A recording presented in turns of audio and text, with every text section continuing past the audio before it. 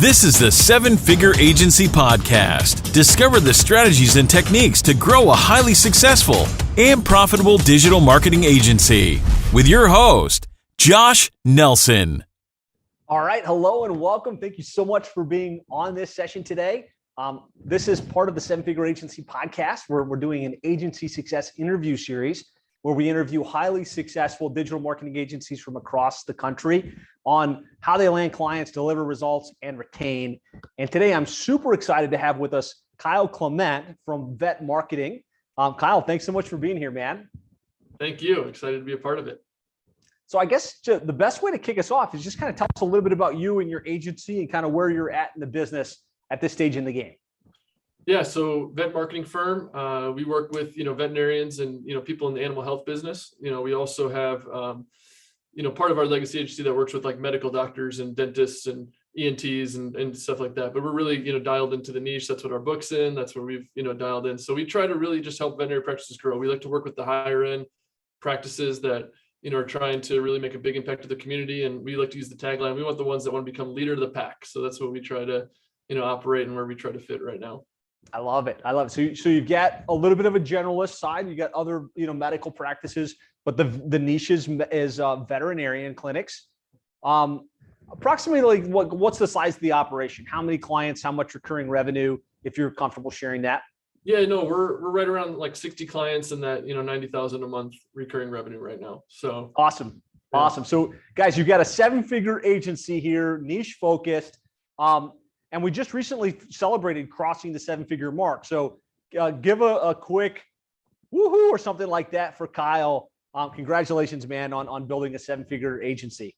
No, yeah, you guys were a big help with that too. So we came in on board doing right around, we came a little bit of a head start. We were doing that, like 45 range. And then, really we joined, just under a year ago. So we've been really seeing some good results and, just by kind of narrowing our focus down and really starting to take some of the processes and get them, it's all about execution. So we've been able to really dial that in and we've seen some great results. So yeah, we appreciate you and owe a lot of thanks to, 7-figure agency and your guys' team over there. Awesome, man. Well, I'd love to hear that. So let's talk a little bit about transitions, right? So you were at 45, now you're at 90. That's a big movement in about a 12-month period of time.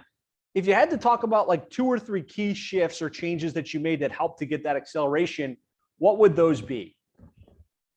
Yeah, no, that's great. So I think we were really trying to compete with our, like early on in the vet space, we've gone through a bunch of, highs and lows, it's been, there's been some challenges that we came across, but I think, one thing is that I think we were looking a little bit too laterally for a long time. Like we were trying to make our prices match, the guy's price down the street. And we were trying to, if this guy's charging only like $500 a month, we were kind of like putting this limiting belief that, hey, we had to charge $500 a month to compete, even though we were providing so much more value at the end of the day. So I think, one thing that we did is we really narrowed down who we wanted to work with. Like we know that we're not the best fit for everybody.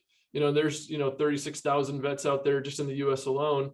And those aren't all of our ideal, clients. And that's tough. You want to work with everyone. You want to help everyone. I think that's why we, got in the business, was to be really successful, but also a lot of us just like helping people and solving, tough marketing problems. And so with that, you kind of start saying yes to a lot of things and you start, maybe going outside of your what works and what needs to get results. So we were like kind of charging too little and providing too much. And if you're, I love under promising and over delivering, but if you're undercharging and over delivering, it's just going to create a situation that's not going to work out in the long run. So that was like really dialing in our pricing, having that confidence to kind of like charge more and touch the marketplace. That was a big thing. And then really getting narrow, like laser focused on who we wanted to work with.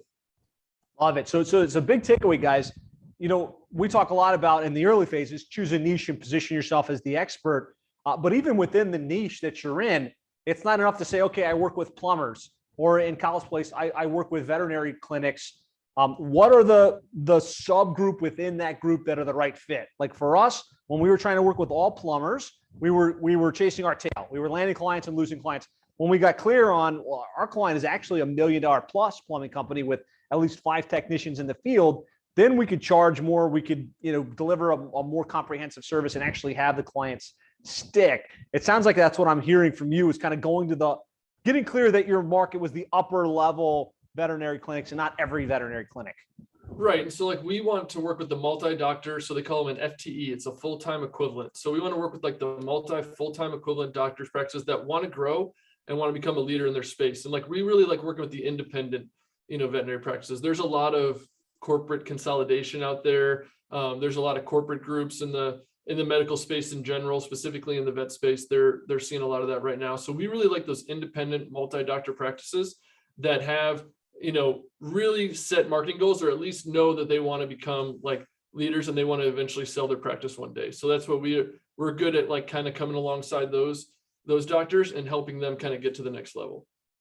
Love it. Yeah. So good. So kind of being clear on your niche, understanding the dynamics of that niche. Sounds like it was a big driver. So one thing was charging more and kind of getting clear on who the ideal clients were. What were some of the other shifts? I think the big shift too is like with the team, we had to get, I think I've told you this before, but I think, there's, if you have, I've heard the analogy that like crop dusters won't keep up with fighter jets, and so like we wanted a team of fighter jets. And so like if a fighter jet tries to slow down to a crop duster speed, in terms of airplane analogies and stuff like that, it actually will fall out of the sky. And so when you have these like big ambitious goals and you don't have the right team on board, I think that's a big piece of it. The other thing was like we were just starting to implement traction in high level. And so like that was a huge value that we've had with you guys coaching us and helping us along the way, is getting like we haven't fully adopted traction, but we've taken some of the things that are working for us and now we're trying to grow a leadership team that we can like help implement the traction process. So that's been really, really helpful. And just like writing down all of our processes and starting using high level for ourselves. It's hard to sell something if you're not using it yourself. So just getting really good at that. I mean, there's a lot of things, but I think that's the big thing, is getting the right team, charging the right amount, and then getting the technology to help, back it up, and the systems in place too. I love it. Yeah. So getting the team dialed in. What you said there was really powerful around, you used the crop dusters analogy. Like if you want A players, right, get A players and kind of level that up. Don't expect your A players to play equal to the C players, right? Yeah, and I think a lot of people will try to, a lot of people have think that 3 C players equals an A. Like if you're paying 3 people at, $18 an hour, that doesn't equal a $60 an hour person. There's just so much knowledge and experience and stuff that comes, and that's the kind of ways to get things off of your plate. I mean, I'm really good at, fighting to see people and seeing people. And so if I can be like focused on that and not focused on putting out the fires and, dealing with the clients, just getting out of that role a little bit, it allows me to focus on what I'm good at and what's going to actually improve the bottom line of the company at the end of the day. I love it. Great stuff. Brian Schwartz, Traction is the book by Gino Wickman that outlines EOS, the Entrepreneur Operating System. And it's really just an operating system to help you build a leadership team, put some consistency and meeting rhythms behind your organization, and get more accelerated growth within your business. It's more of an operations process than anything else. And so that's what he's referring to when he says Traction, the book. Can you talk a little bit about how EOS and implementing that has helped? Yeah, definitely. So, and again, we're still in the process of, we go there on Fridays and, we've met with the Traction coach, which is huge value to bring to the group. And so the biggest things for us, I think, was like identifying the org chart and kind of like designing values to see like where we're strong and where we're weak. Because I think we kind of know, but when you put it on paper and you kind of have, a lot of us are goal driven and pretty ambitious. So when you actually see like where you need to focus your time, like, hey, how is our, website development process? How's our SEO process? How's our ads process? How's our, email newsletter process? How's our content? And like just being able to assign values to it and get some of our team members to buy in. And like, I could think something's an 8, 9, or 10, but our team's telling me it's a 5 or 6 or even lower than that, then there's some, something that is not getting communicated correctly. So it allows you to kind of like jump in, identify that problem and figure out where you need to work. So that's the big thing. And then I think, Traction being the entrepreneur or employee operating, entrepreneur operating system. So it just gives you like a framework that you can like, again, you need to have the visionary, which kind of identifies a name to what you've always kind of known is in your, entrepreneurial blood. And then, hey, a visionary needs to have an integrator. Those don't always need to be the same person doing the same roles, even though we wear those hats early on a lot. And then having just like the, the structure breaking down, having someone like own the sales and marketing, someone own the operations, someone own the HR and finance. And then even if it's you at first, but just know that that's where you're going to work to try to delegate. It gives you a target that you can be laser focused on in order to kind of work towards that, delegation, which I think is going to make you ultimately free up your time, let you focus on things you're good at, and delegate the things that you're not as good at. Yeah, love that. Perfect breakdown. So if you're in your agency and you're kind of struggling with the operation side of the equation, you're trying to figure out how do I get all this stuff done, and you feel a little bit overwhelmed, I highly recommend checking out the book Traction by Gino Wickman and the Entrepreneur Operating System. It will help you get those processes in place to scale. So let's talk a little bit now. We know that you work with veterinary practices and you kind of have gone to the higher end of the market. What does your service offering look like? What is it that you're offering and how do you package it?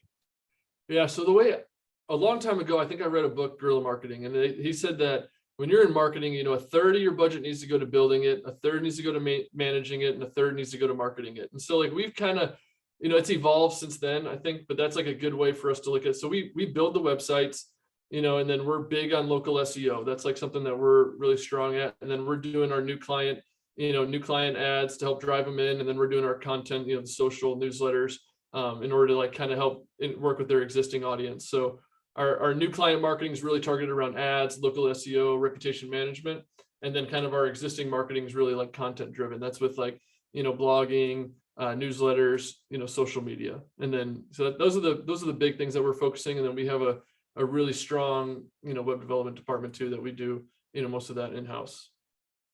Awesome. Can you talk a little bit about kind of how you package and price for that in the veterinary space? Yeah, so in the veterinary space, and that was a big thing that we did too. Again, before our packages were $750, $1,500, and $2,500, and everyone was just going for the lowest price package. So we kind of realized, what we were offering, and we just made $1,500 a month our lowest package, and we started closing more deals because they were just choosing the lowest package. So we're like, well, let's just offer more value and really break down what we're doing for that $1,500. And go from there. So our $1,500 a month package, that's where we're doing the website for them. We're managing their ads, it's a smaller budget usually at that point that we're managing for them. That's usually in that couple $100 to $1,000 range that they'd be dedicating towards ads at that point. We're doing their reputation management, helping them with that. We're helping them with some content every month, and then we're doing a few social media posts with GMB and Facebook, and helping them, we have a limited amount of posts, and then really each package is just an amplification of that base package. We're doing more content, we're doing additional newsletters, additional blog articles, and then on the top package, that's where we start to get a little more custom now. So our packages were $750, $1,500, $2,500. Now we're trying to be at $1,500, $2,500, $5,000 a month, and that's where we'll work with some of the bigger multi-location practices and try to just group that into a one-time fee just to keep it pretty simple and straightforward. Love it, guys. So one takeaway here, as you're listening, try and put this stuff in comments for us, but kind of not being a la carte and all over the place, but having a core. Here's our $1,500 a month thing. We're going to do this, this, and this, and it's included, and kind of leading with that, and making that the baseline. Just makes your life easier. It makes it more streamlined. It makes it more consistent on the deliverable side of things. Let's shift gears now that everybody understands kind of what it is that you're selling and who you're selling to. And if you have questions, put it in the chat here, guys. Where do you get the clients, right? I know that veterinary clinics is a tough vertical. I know people have tried and failed in this space in the past. Where are you getting the clients, and how are you getting your foot in the door? Yeah, so originally we were doing a lot of speaking engagements. So we were speaking at different groups and the conventions, and some of there's in the vet space there's CE. And so there's different, groups that they'll have meet up and they offer CE credits. And so we would kind of be the practice management portion of that. Well, it kind of in 2020, that really locked down. So it came to almost a screeching halt. And so that was right when we launched our book. And so we have our book funnel now, which, digital DVM, so which is the comprehensive internet marketing guide for veterinarians. So we're doing a free, with your help, the free book funnel that, if they apply, they're a veterinarian or a practice manager, that's going to be someone that we, will promote to and get in the door and do that. So that's been a big help. We're also really big on referrals. We kind of have a culture of referrals. especially veterinarians and doctors. I mean, they all went to school with other veterinarians and doctors. So we try to we're big on incentivizing them for referrals. We're big on incorporating referral language into almost everything that we do. And so we get a lot of referrals, which I think is a compliment to the product that we're offering, the kind of results that we're getting. And then also it's just a testament to coaching them on that topic. We're big on asking for referrals from the beginning. And I think we really go to the next level to try to get those referrals. I love that because it's so hard to get your foot in the door of these practices. You had some speaking opportunities, you landed some clients that way, and you've just created a flywheel, so to speak, where each client can potentially bring you others because they all know other doctors, they all know other veterinarians. That's going to carry so much more weight than they saw a Facebook ad or you dropped a piece of mail in their inbox, even if it was a copy of the book. Can we drill down on that a little bit? Talk a little bit about how you incentivize them and kind of how you tee that up, because I think it's a really powerful practice. Yeah, so we're big about we do the research first. We'll try to find a lot of times people don't, they might forget that they went to school with Dr. Smith or they went to school with Dr. John. And so we'll actually go through their profiles, find their alma maters, do a lot of research on the front end before we're coming. So we're coming prepared and we're saying hey, you went to XYZ, you can find the years and you can dial a lot of that in just from using LinkedIn Sales Navigator, with a little bit of, searching and using some of these databases out there, you can find a lot of that. And then we're also saying hey, this is what you're paying per month. This is what we'll give you for referrals. So it's we'll give them, we give them $300 off, the first month, and then we'll give them another $200 after they've stayed with us, for 6 months. So they're getting $500, which is a pretty, sizable contribution. And that's a third of their, monthly marketing that they can retain. And then we're also providing an incentive to the person that's getting referred to us. So they feel good because it's hey, because so-and-so referred you to us, you're actually getting, $200 off the first month. And so it's an incentivization for them to, sign up and work with us. So it's doing a lot of research on the referrals up front. And it's going to take you more than just asking one time. I mean, you really have to after you've had great results, after you've had big wins, that's the time to start asking for referrals. And, when they're excited and engaged in what you're doing, that's when you need to have the data ready so that you can then ask, hey, do you know so-and-so, or do you know anybody from this school? Really narrow it down. Don't just ask for a referral to a vet, but say, hey, we want someone who's not in your market, someone who's similar to you that's, doing this. And a lot of times that helps them, sparks their memory if they got writer's block. I love that. What a great insight there, guys. Hopefully you heard this. Whether you're working with veterinary practices, dentists, roofers, plumbing companies, if you do a little more due diligence and you don't just say, hey, we're glad you're winning with our services, anybody you can refer us to, that's usually going to get yeah, I'll think about it. Let me let you know. But what Kyle just said here is he looks up where they went to school. He looks at their mutual connections. And it sounds like maybe even, hey, who do you know from XYZ, veterinary school that might benefit from our services? Yeah, no, exactly. That's a big piece of it. And I think if you're just asking for a referral, it's they're not thinking off the top of the head, but you're saying when you really quantify and narrow it down, it makes it easier for them to those names to kind of, spark in the back of their mind.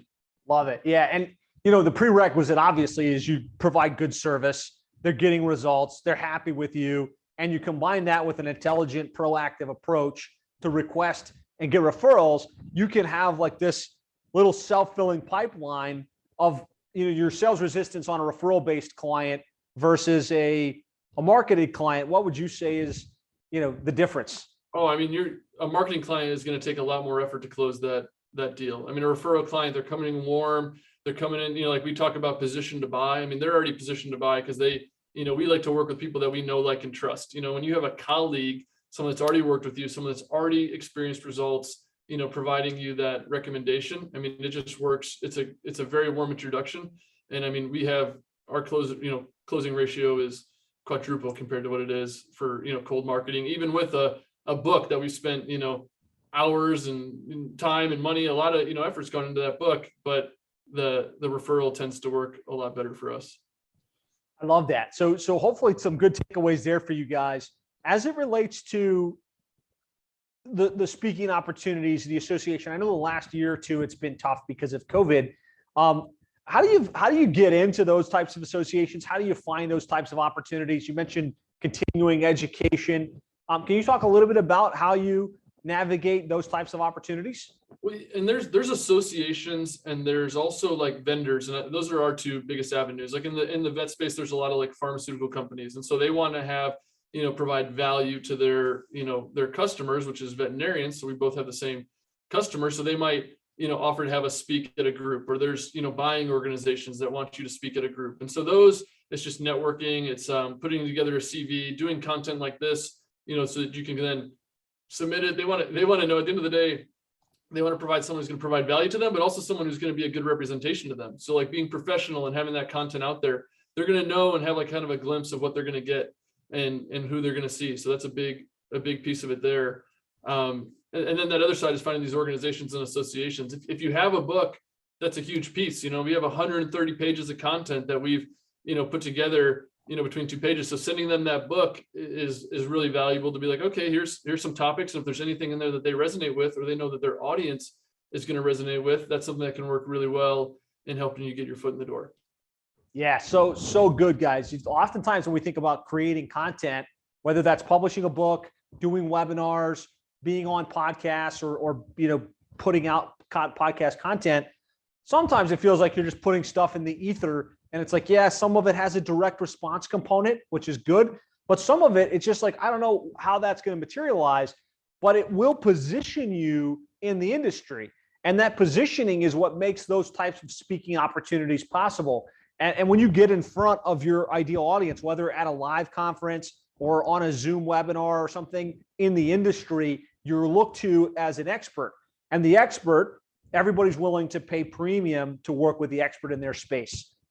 Yeah, and I think a lot of times people are like, oh, they're, so-and-so already has a lock on that speaking, or, there's a couple speakers in everyone's industry and everyone's niche that they know, like you for the plumbers and, other guys in their niche. But like those organizations, as great of a speaker as you might be, or this other guy might be, they're always looking for fresh faces because they want to get different versions, even if it's the same topic. Just to offer that alternative perspective is really valuable. So I think it's important not to be like, don't have that limiting belief that someone's already in there, you can't get in there, you can't speak. I mean, they're always looking for these new perspectives. So if you spend time on your pitch, that can pay dividends a lot of times.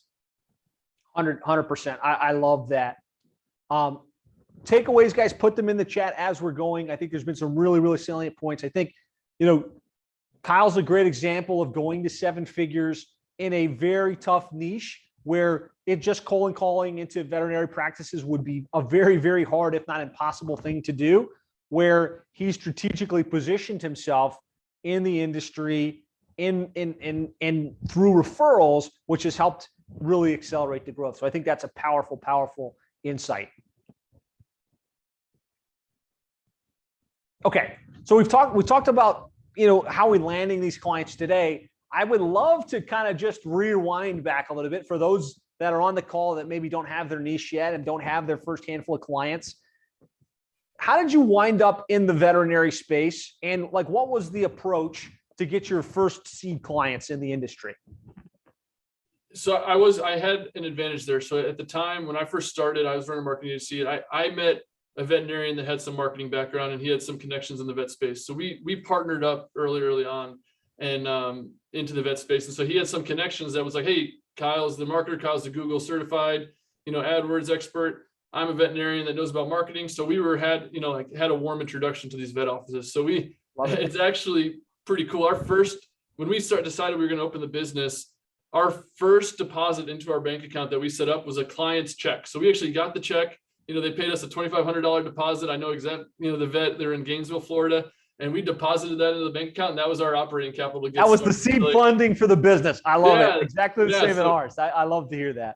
Yeah, so that was our seed funding, and that's like we knew we were on the right foot, right? Someone wants to pay us for our expertise. We've both been, done some consulting on the side, so we knew we were going to be good at it. And then it just kind of took off from there. And then that was where we got the big client, the clients early on, and we grew really, really fast early on. And then that's where we hit some plateaus, and that's kind of where we started to, you got to reinvent yourself a few times and, make some changes to do that.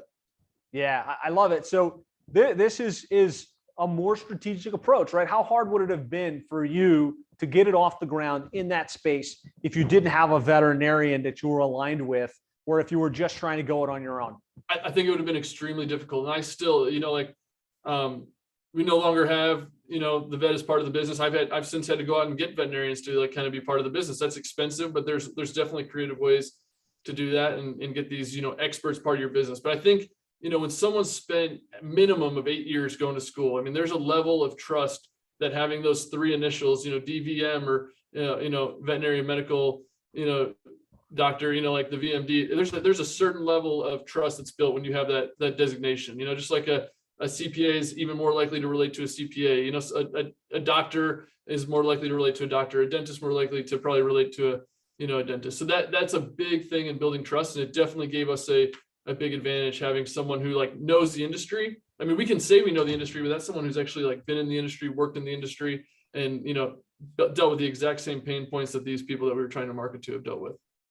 Yeah. So I know you kind of stumbled into it this way. Do you think if somebody was in thinking about, let's say, entering chiropractic or thinking about entering legal, do you think they could align in the same way strategically with somebody that's already in that space and maybe make them some portion partner or something along those lines to create a similar outcome? Yeah, I think there's a lot of consultants in these spaces that have, a good base and have a lot of connections. So like that might be someone, especially, I think you have to find that person that doesn't offer the same things you do. If you're great at sales, you probably got to find someone who like doesn't quite have that piece. Or if you're great at marketing, you don't quite have that piece. So I think that's where, finding those people that you can align with, and kind of like, latch onto and strategic partnerships is what I like to call them.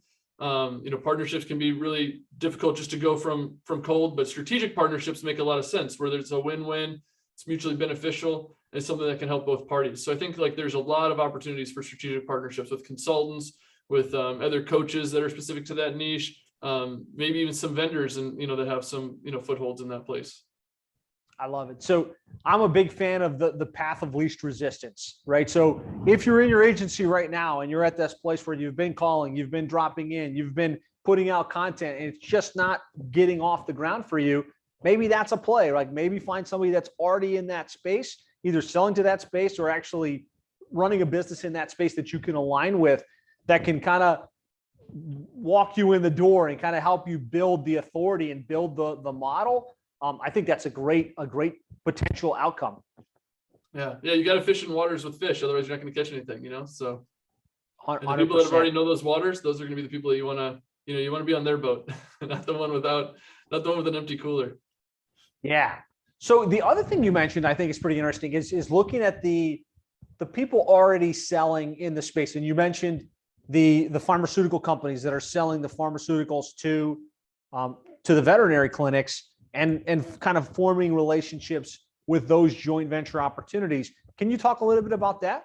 Yeah. So, if you go to any of these trade shows, you're going to see, the vet one specific, these pharmaceutical companies, their booths, they invest millions of dollars into these booths. They're giving away TVs and iPads. And so they're obviously very, really they have the same aligned interest that you have, right? Trying to, reach these veterinarians. And so if they can provide some value to them, that's something we've done. So we've done branded content for them, just to kind of get a foot in the door with those guys. Like, hey, here's a piece of content that you can use for your channels of distribution. And then that's a way to get some attribution for your agency and get some authority. Finding out where these pharmaceutical companies are advertising, because they've put, millions and millions of dollars into research to know, what's going to get in front of your target audience. So find some people that have paved the way for you a little bit beforehand, work smart instead of working hard, and kind of find out where they're advertising, and then try to find ways that you can do it at, a little smarter than what they're doing. And that's something that we've done. And then also just networking. It doesn't, networking with these guys at the trade shows and, putting time and, having time on your side, after you've been in the industry for a little while, sticking with it. And, it just adds some longevity. It adds some legitimacy when you're trying to network with these guys. So I think just always keeping an open mind on how you can help these guys. That's how we've done it, at least, is just like providing a ton of value from free consulting as we need to, because it's getting us in the foot in the door with someone who has like very deep attribution channels and distribution channels that we can, kind of piggyback off of. Love it. Super good. Bill's asking, he's got somebody in his industry that wants to like give him business, but he's not currently a client. And he's wondering, like, how would you suggest compensating somebody like that to form a win-win? Yeah, I mean, you got to just, everyone's margins are a little different. So you got to find out what you can afford. We always try to look at it like, hey, if we were to pay our salesperson a commission, this is our sales team right here, right? So this is our, so look at it like a sales rep. If you're not doing it already, one way that I kind of started this early on is I set up, like with our bank account, we had 3 bank accounts. I had my checking account, my savings account, and then I have like a distribution account. And so every time I closed a deal, it's the pay yourself first kind of mentality too, but like I pay myself a commission on these deals. And so like, then you build up and you realize like, hey, how many deals do I need to have in place to kind of, fund? It's very easy to see it, like it's pretty black and white. It doesn't take much accounting to see how much is in that distribution account right there. So that's a way that we kind of work backwards to like, okay, we know we can afford X% to pay these guys. And so like, that's what we offer. And it's just a negotiation. They might say they want more, and then you're going to have to, maybe charge a little bit more or give them some kind of wholesale pricing. It's going to vary based on your margins, but that's a good way to at least start, right? Have a defined percentage. Think of them like your sales team. And so like, hey, I can do 10%. It doesn't have to be 10% ongoing. They're not expecting to be, to do all that work, but I think 10% for, 3 to 6 months, that's a lot of money based on how much you're charging. And that could mean, they could be willing to do it for a lot less. So just having those conversations, it doesn't hurt to ask, right? Knows the second best answer, but they, if they don't agree or like the offer. Yeah. Great answer. Great question too, right? You could potentially be one joint venture away from a 7-figure agency. Yeah. And I can point to a number of examples of members of 7-figure agency who have gone to 7 figures just by aligning with one person or one organization and having that organization plug them in.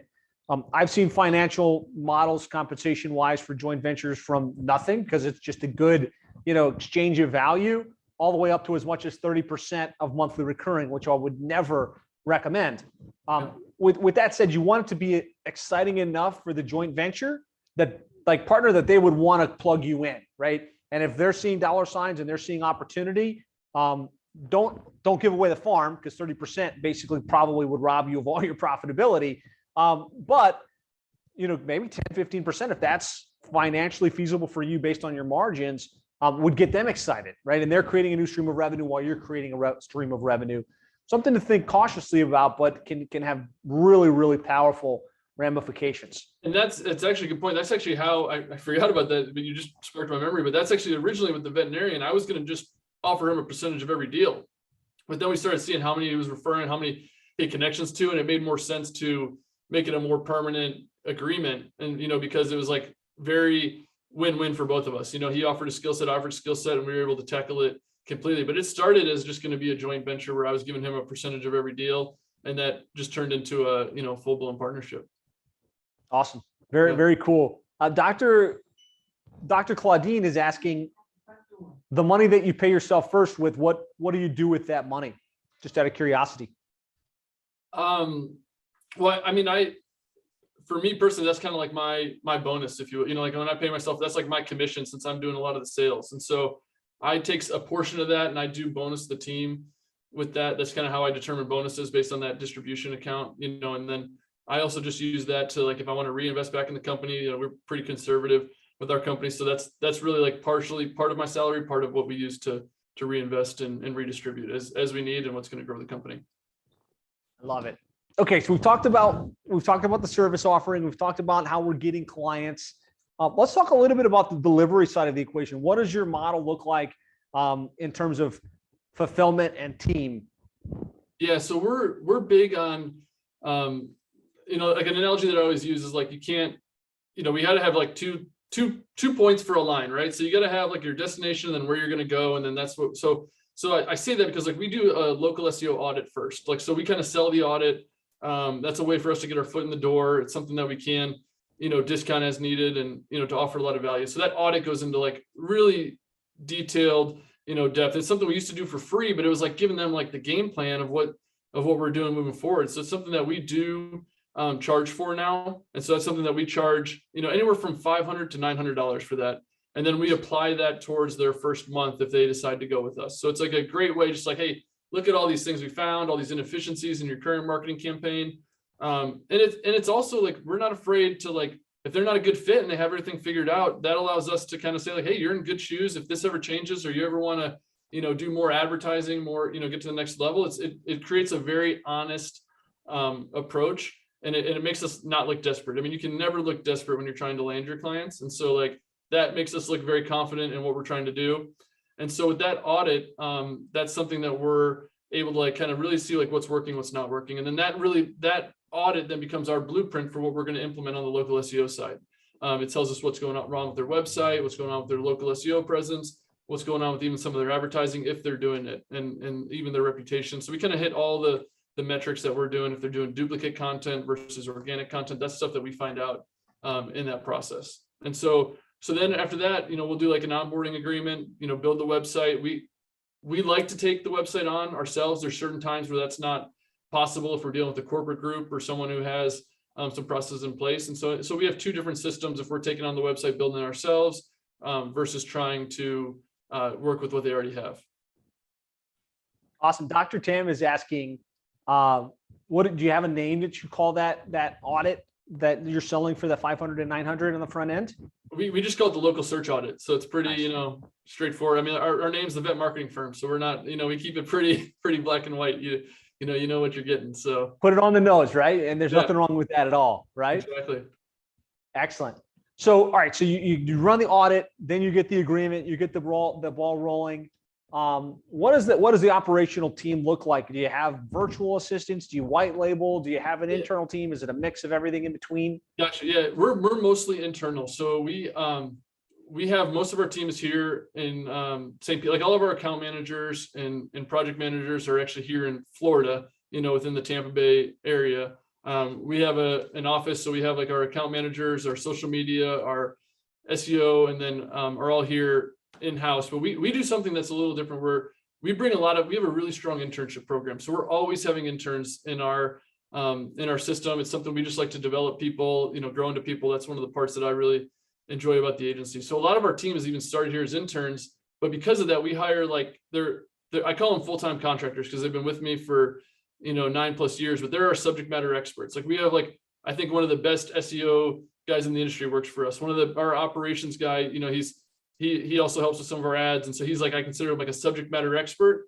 And so there are people that, are not necessarily putting in 40 hours a week at times, but they're able to really help us like develop this talent and get them like really trained and adapted to our processes. So like our fulfillment team, our account managers, a lot of them started at a junior level, but then have worked up and grown. And we just try to hire people there's a book called Raving Fans that we try to get everyone to read. And it's like just really about providing that kind of like Chick-fil-A type service that, Zappos, Nordstrom, we kind of have, that kind of service. And so like if people have those qualities, we'll hire them, and then we feel like we can develop the technical skills. And we do that by having subject matter experts in place. And then all of our developers now too are in that if our developers don't want to work in the office, then they're contractors, but we treat them really well. We treat them like employees, still bonus them out, and try to give them time off, paid, not PTO. You got to be careful with, talk to your HR person about how what defines a contractor versus an employee. But we let them kind of work on their schedule, but we give them like a really great work-life balance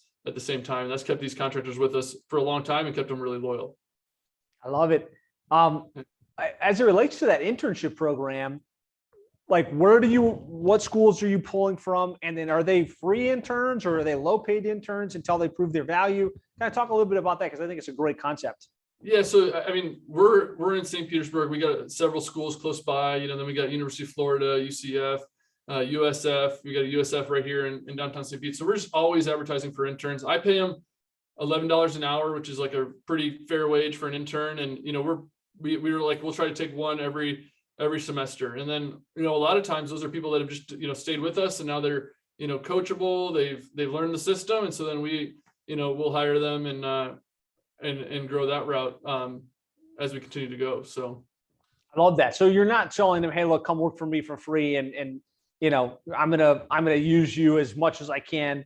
You're paying them $11 an hour. It's more than they can go make at Starbucks. It's more than they go make, working somewhere else. And you're getting someone that's completely fresh, wanting to prove themselves. And you can really vet like who's high quality, who's not going to be a fit. Probably some of your best talent has through that Yeah, process? like two of our people that came, they were getting ready to they just moved here, they're going to school, they're getting ready to get a job at Chick-fil-A, and I'm friends with the Chick-fil-A owner, so I hope maybe he doesn't hear that. But it's like, hey, if you guys want, we can get you something that's going to give you a little bit more skills if this is the field that you want to stay in. So I think especially if they're majoring in marketing, I mean, we all know that, in school, a lot of times they're not teaching you with like actual real world skills. So that's like how we try to position ourselves and sell ourselves, and, having a great culture to help take them in and grow that makes a big piece of it. So we'll get them on board and, kind of offer them a path where they can really learn some great skills, and then we can train them and teach them and go from there. I love it. So logistically speaking, did you connect with the school and like come up, like connect with their internship program? Yeah. So several of the schools have job boards, and they do like kind of like digital career fairs. And so you become an online vendor, and you can get paid, like not paid, sorry, but like approved internship credit. So they can actually, like, a lot of these schools are required to take a course and like internship, and they get credit for it. And so like it's a very easy process a lot of times to sign up for that. And so we've done that with several schools that we've seen, had some good candidates come through. And so that's worked out really well for us. And then by doing that, then we have like a steady stream, but we've also just like get the word out, like refer with your local church, your local, anything you're involved with, like anything that has like a community of young individuals that are trying to, get out there. It's just a great way to see if they're going to be a good fit for you, and if you're going to be a good fit for them, and kind of get that culture, dialed in early on. Fantastic. Great share, guys. If you're not looking at it, you can find good talent, people that are taking their education seriously, and still not pay premium like somebody that's already graduated. You're going to be looking at, $45.50 versus $11 an hour. Yeah. Super cool. All right. So Nick Mays is on with us. He had a question, and he's saying he likes the idea of that SEO audit. Can you kind of walk us through or role play with us how you sell or position that audit at the front of the sales process? Yeah, I mean, the big thing is like we want to decide if we're a good fit for them and if they're a good fit for us. That's part of it right there. We want to make sure that we don't like to like sell something that we can't deliver on. So we'd rather say no to a client, keep our reputation in the space, than work with somebody that we can't provide like actionable results. And I think that's one of the things that like kind of separates us from a lot of our competitors in the vet space. So there's a lot of great partners out there. We've worked with some that will do audits for you. There's like local SEO agencies that you can like white label the audit and then kind of upsell it. We've kind of found out what works for us, but that kind of incorporates the local SEO strategy, the ad strategy, and then really the content strategy. So we're going through and like looking at their Google My Business, seeing what they're doing there. We're going through and looking at their content, what's working there, and then looking at some of their ads, what's working there. So like, again, really what we're trying to like find out is like if there's any inefficiency. If there's just like, we kind of have our best practices in place and the things that we follow on our checklist. And so we're just trying to make sure, hey, this is what we recommend. This is what we would do if we were in your position. And we really try to go through it like we don't upsell it too much. I mean, this is what they should be doing. This is the best practice. And so like, that's something that they could take on and do their own if they want to, but a lot of times it positions you as the expert, as you said, and it's something that allows them to help work with you in the future.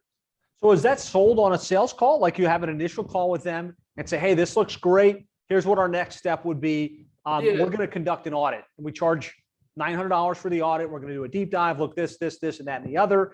After that, if it makes sense for us to implement, great. If not, you'll have a clear roadmap and exactly what you need to do. Yeah, it's exactly. An easy thing for them to say yes to 900 versus $2,500 a month. Exactly. It's dipping their toe in the water. So we first try to qualify them to make sure that they're going to be a client that's able to kind of fulfill a $1,500 to $5,000 a month retainer service. And then if that's the case, then it's like, hey, before you work with us, let's like go through and prove ourselves. So it's really like proving that you're because like a lot of people have been burned in the SEO space and in the advertising space. So this is a way like, hey, it's a one-time fee. You're going to see how much work, and like that's your chance to really like win them as a long-term client, right? And like, this is what we do. This is how we're doing it. This is the areas that we can help you. And then this is what, again, it's dipping their toe in the water, seeing how you guys operate, quickly you get back to them, how thorough you are. And then that's going to position the pace of how you're going to work with them, moving forward. I love it. And then we'll give a discount towards their work. And, there's been plenty of times where they're really happy with the audit and they maybe haven't worked with us, but then they come back down the road and it gives us a warm introduction because they realize that the other company's not fulfilling on some of the stuff that we told them to do. So it's a fine line of giving away your services, but there's not a lot of new stuff in the SEO world right now. It's like, it's a lot of it's doing the same thing. It's all about execution. So if you're willing to put yourself out there, it can pay dividends down the road. No doubt. Great share. Darren's asking, do you partner with companies to do your websites, or do you have like an in-house team? It sounds like you've got developers and you do that in-house.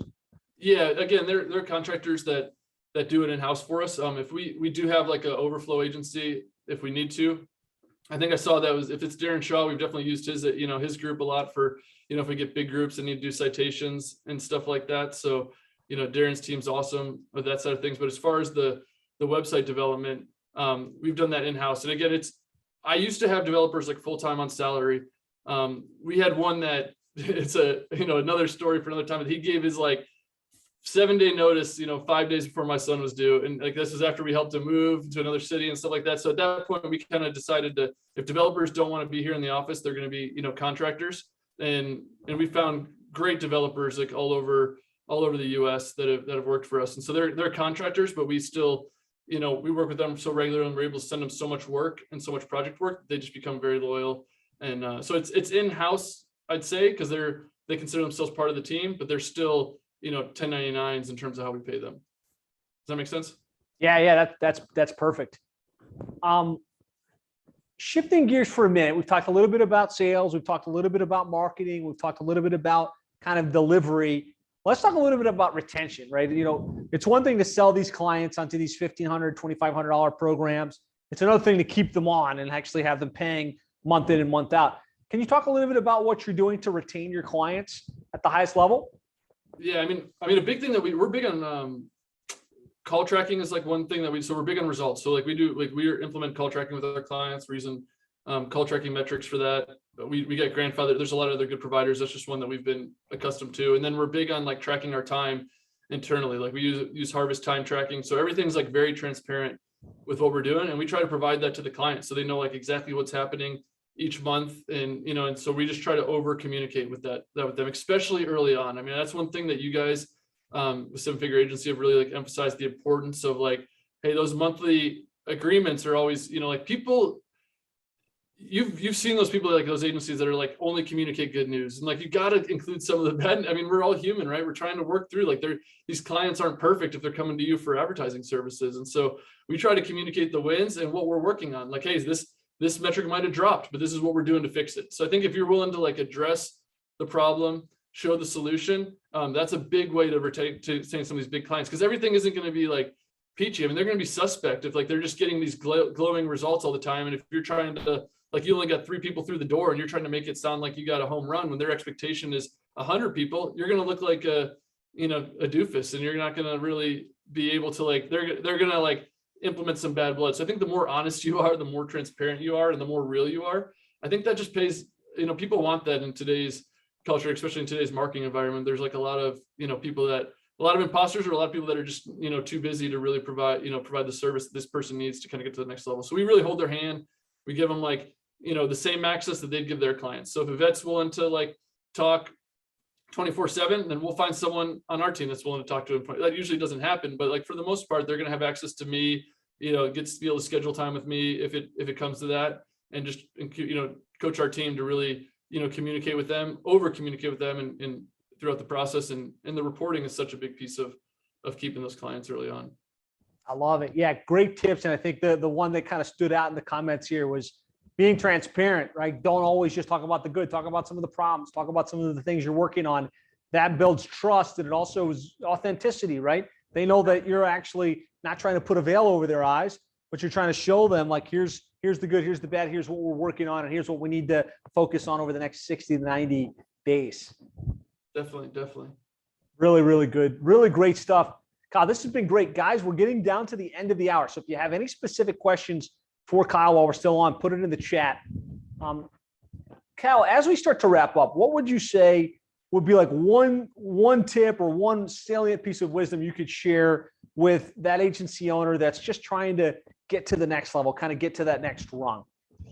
Well, I think you need to have you need to work really, really hard and really smart, but you need to have like a long-term philosophy. Like if you're doing this for the short term and get rich quick, there's a lot of competition, and I think that's going to get snuffed out really, really quickly. But you just like, make small, like small gains turn into big gains, right? So like set those, like baby steps turn into walking, and walking turns into running. So like just kind of keep down the path and write your goals down, have crystal clear goals, and like really try to provide a ton of value. I saw a quote, like what would it take? What was the one thing that would keep your client, to refer you 10 people? Like do that one thing, And so like I saw that quote the other day, and it's like, that's a great, thought. Like what is the thing? Like what's the pain point that your clients have, and where can you provide the most value? Like do that thing for them. And so like early on, I think you just got to get them, like you got to stick to what you're good at, and then, find partners, find, resources that are going to help you do the things that you're not good at, and try to get that off your plate as soon as possible. I think there's a lot of things that I had taken off my plate earlier on, so be conservative, save as much money as possible so that you can get those things off your plate earlier. The more leverage you are, the tougher it is to do that. Love it. Great tips. There's a couple questions here. I want to make sure I don't leave anybody behind. Dr. Claudine, I'm sorry if you asked a question we didn't see in here.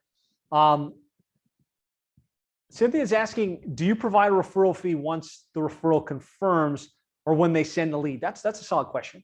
Yeah, so that's what I was saying. Like we'll do a two-part. If they just send a lead, we'll pay them for that. So there's times, if the lead's qualified and we have a phone call, we'll give them $200 just for sending us a lead. Because like, so that's a lead payment, not if they become a client. That's like, yeah. Then we'll do then we'll do like the additional $300 if they become a client, or some variation of that. It's not completely black and white. Obviously, it depends on the lead, and we do our research on that too. But we pay them up because we want them to be encouraged to send us more. It's not up to them if they choose us or not. We think that that $200, we kind of know our cost to acquire a customer. So if we can still get that in for $200, that's still about what we're paying for some of our leads that are coming through the door anyways. So 100%, great point, guys. And you might feel like $250 for a referral, that's a lot.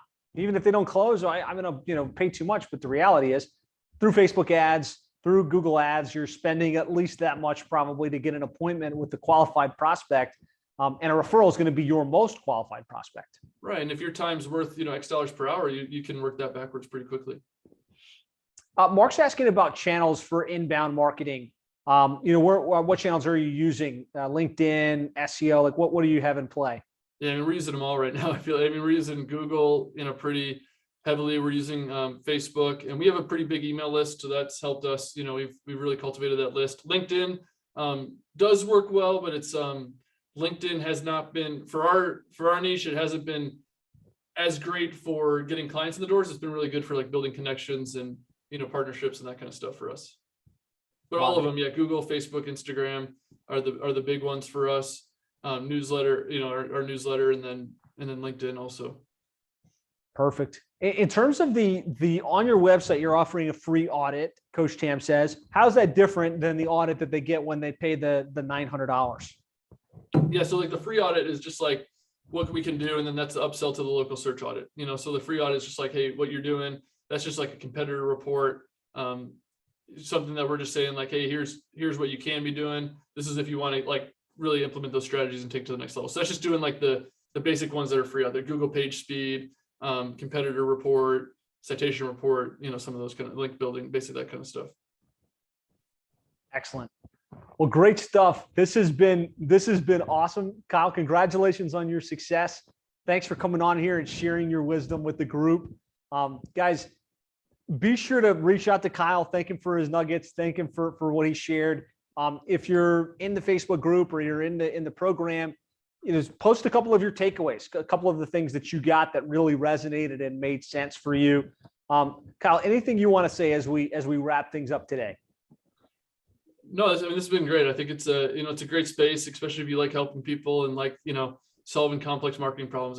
Every day is kind of new. Every day is, exciting. So I really enjoy. I think you got to get around, people that can help you. That's one thing that, the earlier you can get around people that are going to hold you accountable and, push you to the next level, I think the quicker you're going to see really great results. So I'm thankful to be a part of, this group, thankful for the opportunity. And I think there's a lot of success to be had out there. 100%. Well, Kyle, thanks again. It was an honor. I really appreciate you sharing.